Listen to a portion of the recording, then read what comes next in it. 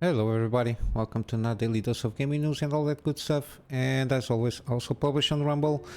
I've been doing the re-upload of the XCOM 2 until it catches up with YouTube. Already done the Evil Within 2 and the Void Bastards, so now everything supposedly is going to be on sync until, at least until this. Pray when I launch on YouTube, I've also been launching on there. And I think I can manage to get around making an episode of the gaming series, which will be XCOM 2. Yeah, I think it's a big one. It's a long episode. The fighting was the fighting part of the episode was quite tricky to get around. But yeah, I think I can manage today. I'll see if I in the backstage here. Can manage to do more recordings to have sufficient episodes to, in the case that I don't manage to get around, at least I have something to publish here.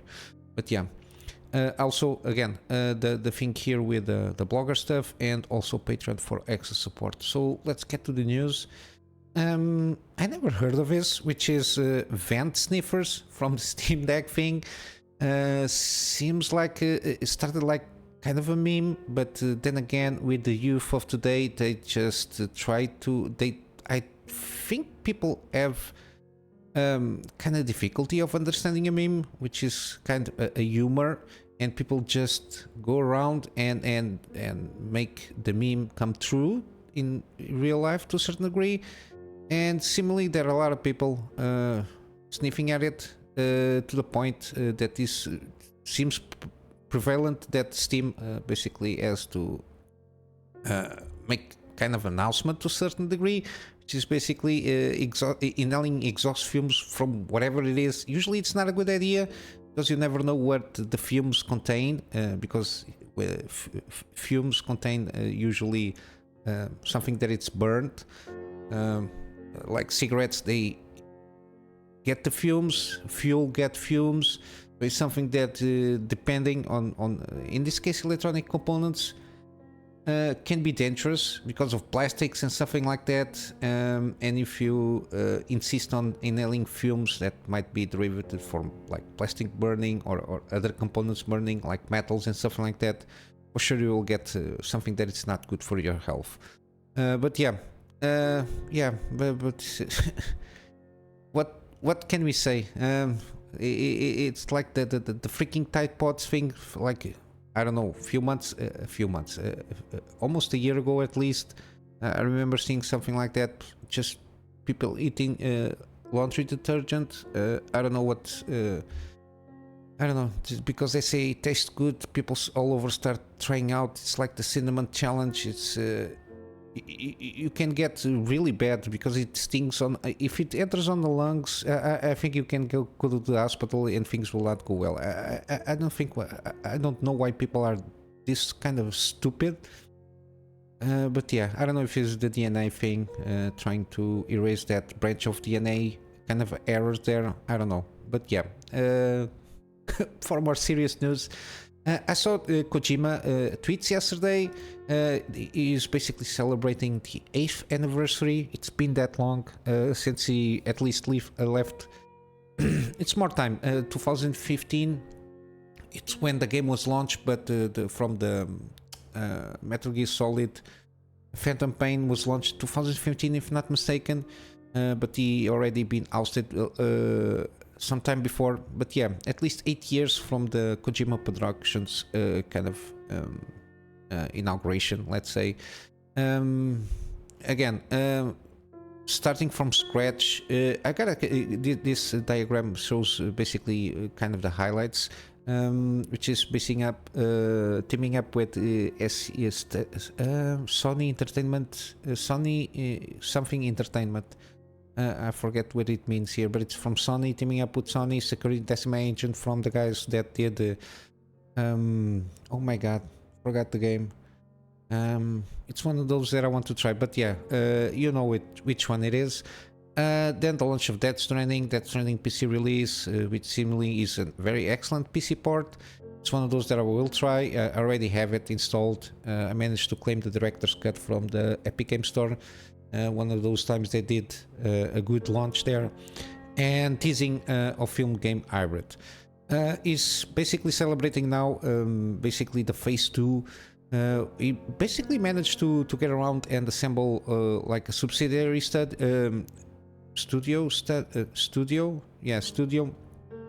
in Los Angeles, basically to start I don't know, prodding and seeing like what kind of talents, what kind of projects they can be done in hybridization of between games and movies and series and all that stuff. Then of course the Death Stranding sequel, the Death Stranding 2, is already been teased out, and in the last Game Awards we did manage to get the tease of OD, which is basically a partnership with Xbox. And of course there will be, it's already been announced, he's already told us that he's going to manage to get around and do a film from Death Stranding. Again, because I didn't play the game, I don't know where it can be situated, like a prequel to Death Stranding, stuff like that, to the events that lead up to Death Stranding. I don't know. But yeah, very interesting. Got some things here that at least Death Stranding already reached 16 million players. Again, reached because most of them, or at least some of them, are from Game Pass. Kind of the numbers here, so this doesn't translate directly into direct sales. But yeah, I don't know. Yeah, basically this is it. But yeah, it's and the fact that he also did some trademarks here in the last 8 years, like social strand system, which is, I think it's what it the multiplayer system thing there from Death Stranding. Social scream system for OD, and social stealth system potentially either OD or Death Stranding 2. I don't know. Again, if I managed to get around playing Death Stranding, I could understand a little bit more and get more information out of these things here that I've been talking about.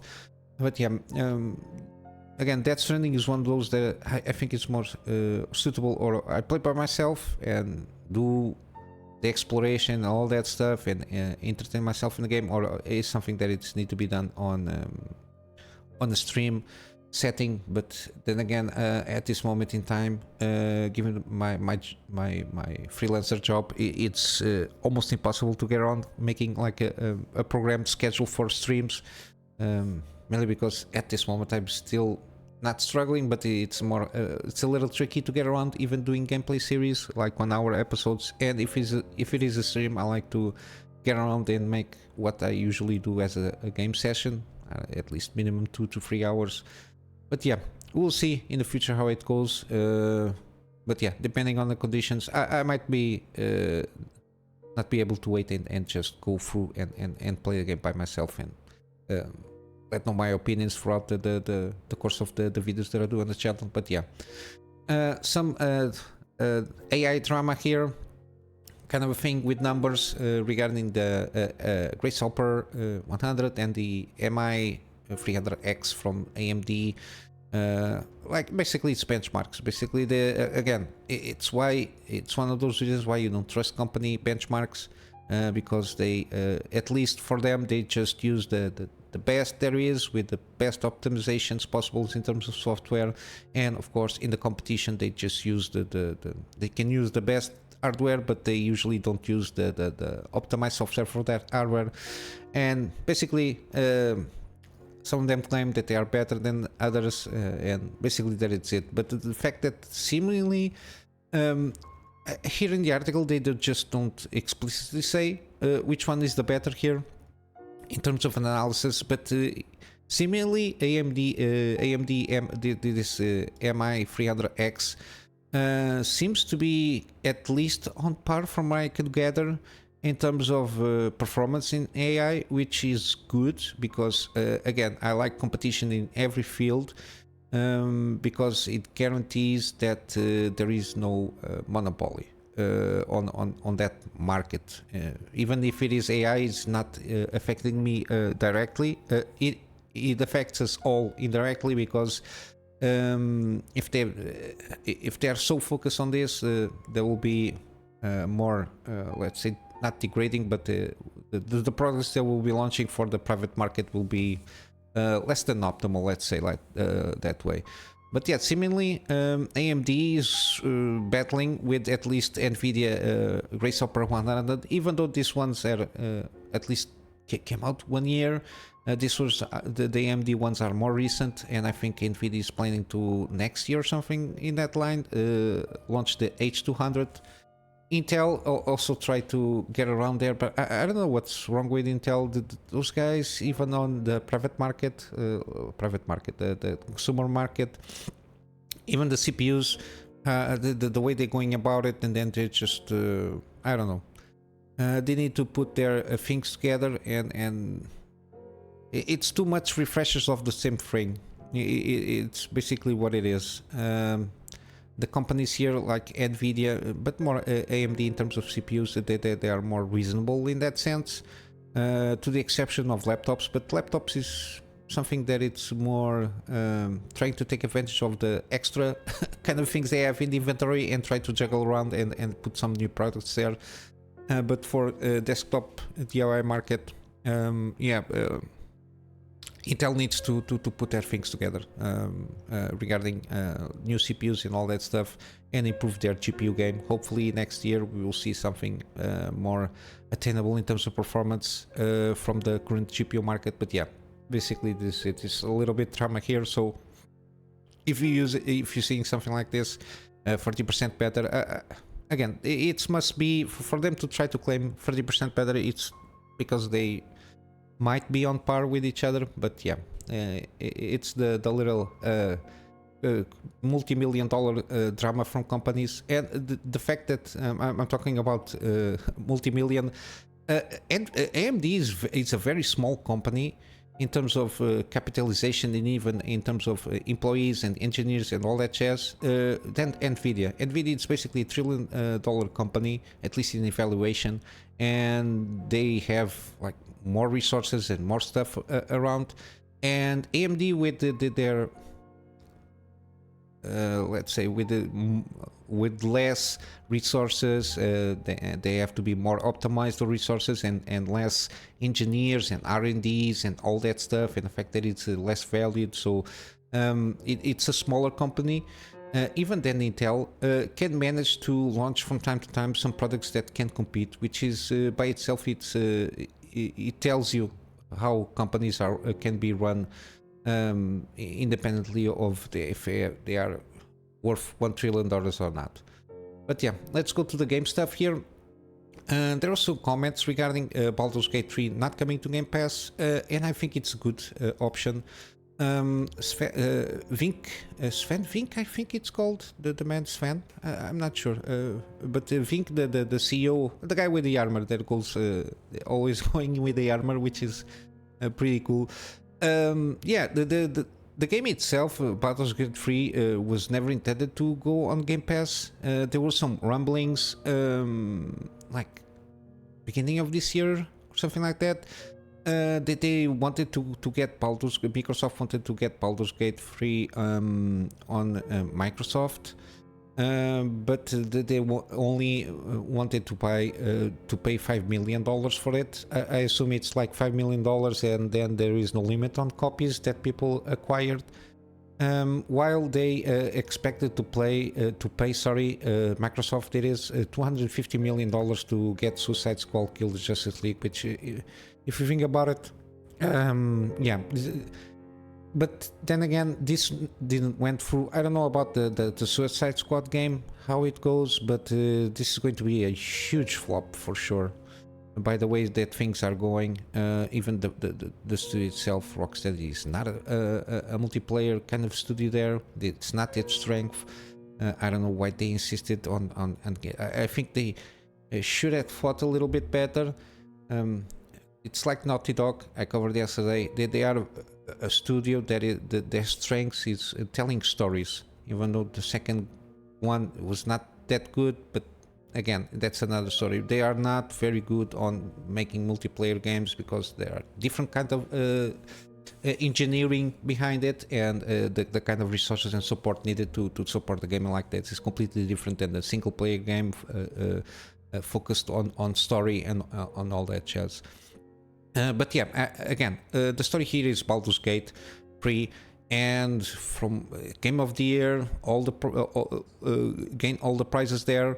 And again, I think it's I didn't know it was not that cheap, but it's a decent price, $60 for the game. Yeah, and you get the full experience out of the gate. You don't have microtransactions, you don't have add-ons. DLC, the game even wasn't made with DLC in mind, so it's like a full experience, and it's replayable because it's an RPG, classical RPG. The actions that you make will have effects on the ending of the game, so there is variation there, so there is replayability, which is very good.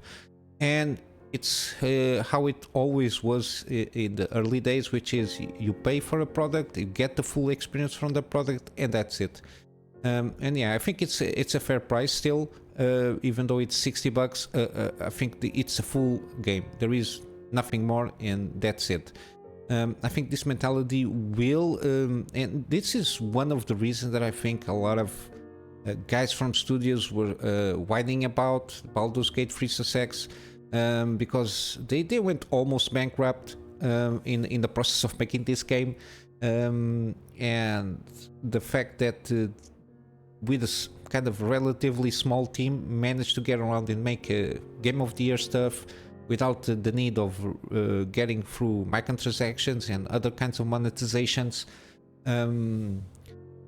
Yeah, it shows that this thing can be done when it's well done. You just need to focus on a vision and not make a game by committee, which basically, to a certain degree, if you think a little bit, it seems what Starfield seems to a certain degree, which is like a game by committee. It's like a variation of checklists. But yeah, I'm just rambling now. But yeah, it will not go at this moment in time to Game Pass, at least. Maybe in a few years time, when usually sales slow down a little bit more. But yeah, we'll wait and see. And now the big thing here, which is Elden Ring Shadow, the Shadow of the Erdtree launch. A lot of leaks and rumors. I watched the video, was on my feed. I never saw that YouTuber, but he makes some good points on this, which is basically what is related to this article, because for sure these sites are always on track with the things that happened here. Basically, it seemed that was some leaked documents in terms of presentation and marketing stuff. Regarding the hardware manufacturer Trustmaster, usually it's third-party controllers and this kind of things. They are very well known. I always known their existence.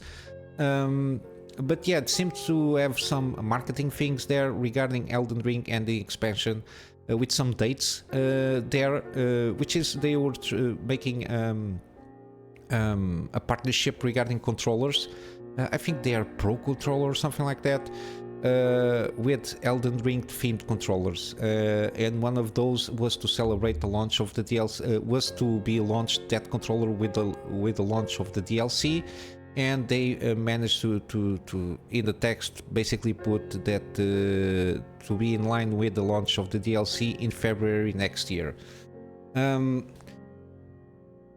Precautiously,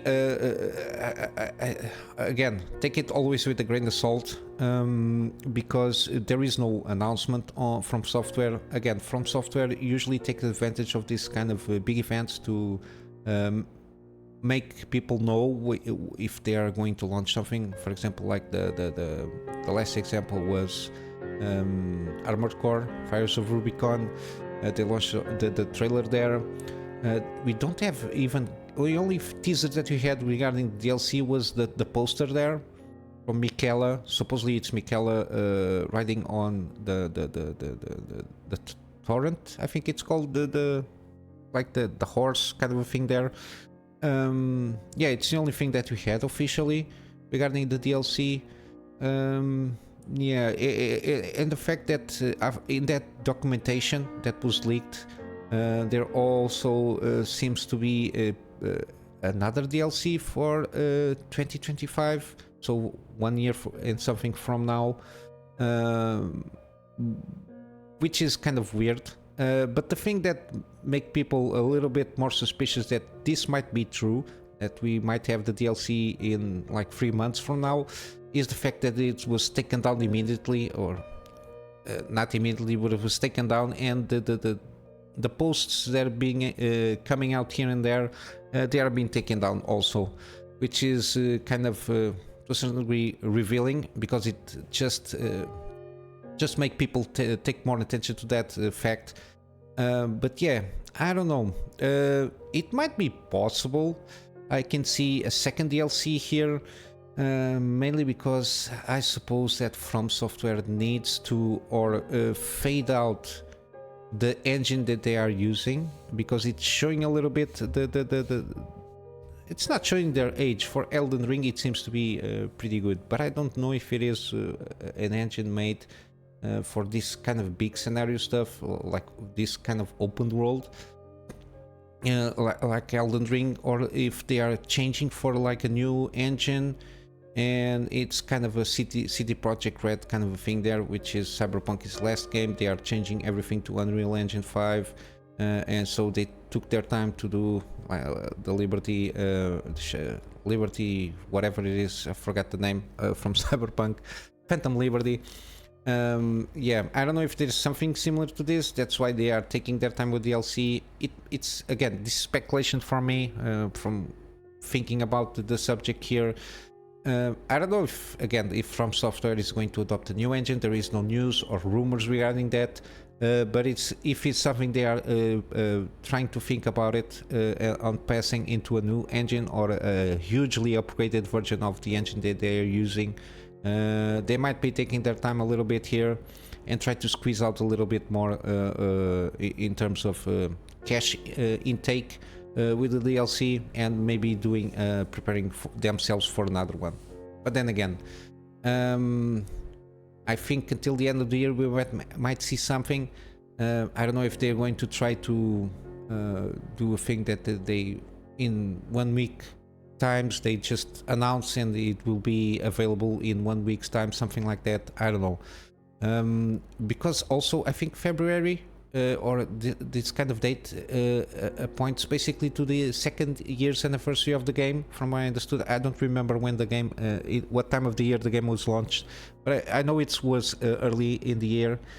I don't know if this has to do something with that, but yeah, hopefully the sooner we got news, at least official news, the better. But yeah, I'm going to wrap up some gaming deals for today. We still have the Epic Game Store thing here, the free one, which is Destiny 2 Legacy Edition. I think it got at least 3 DLCs from the pictures here. At least it's what I think it is. I didn't. It's not for me. It's not a game for me, but it's a very well-known game. So if you're interested, you can claim it for free with 3 DLCs. I'm not mistaken. I don't know how many DLCs this game has. On Steam we got Mutineer Zero Road to Eden. I covered the Miasma Chronicles yesterday, so today we got 60% off on Mutineer Zero Road to Eden. We got 25% from Shardpunk. Again, these 2 games have demos, which is very good. Again, very similar to XCOM in terms of combat loop there, and then we got the campfires here for the squad manager there. We got Blades, Shadow Tactics Blades of the Shogun, 90% off. Usually it's the best price that you can get here, and we got some bundles here and there. But yeah, if you like the old Commando style games, this game is for you. Again, I'm curious to try out this game one of these days, but yeah, we'll have to wait and see. Got Slay the Spire also, deck builder, roguelike kind of a thing here, 66% off.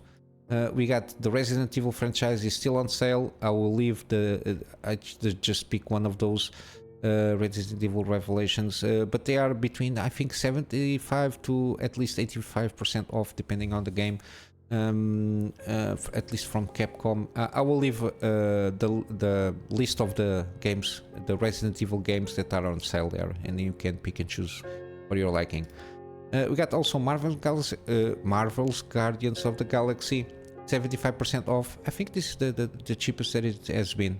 Again, characters seem to be more in line with comic book kind of thing here, and I think the story seems pretty good, and the gameplay is also very good.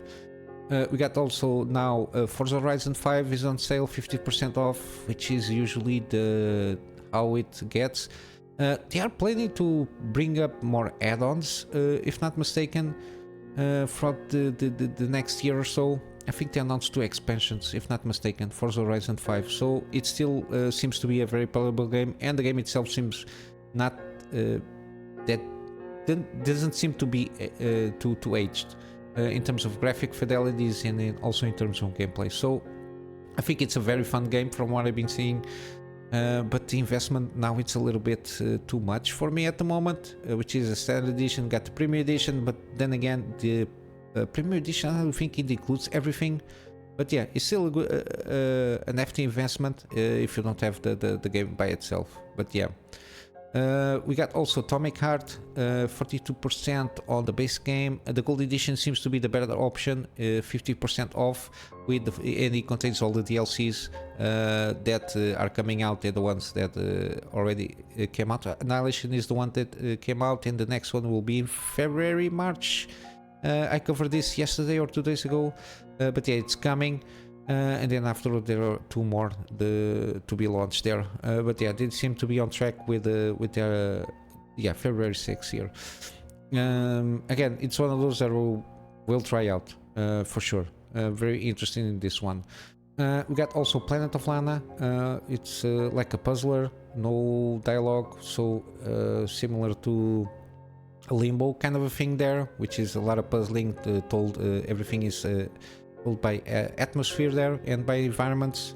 It says overwhelming positive reviews, and in the normal scene of reviews, as you can see, it's very good, it seems, and it's 30% off. And lastly, we got Dave the Diver. Yeah, they now did a thing with Dredge, which is in this game, a partnership with Dredge, kind of a lore thing there, and it's been an overwhelming positive game. Very interesting. I always like some, if it is made well, like the pixel graphic thing here, I really like. Seems to have a lot of humor and some game loop that can be very entertaining. And basically this is it for today, guys. I'll just wrap up with my plug on my Patreon for access support, which at this moment is for storage. The storage is for me to be able to have backups of the stuff that I do for my private clients, and of course more space for me to get around and have space for my for the videos that I do for the channel. And with all that said, guys, I hope you're having a full day, and I will see you in the next one. So till then, Kunamy Master out.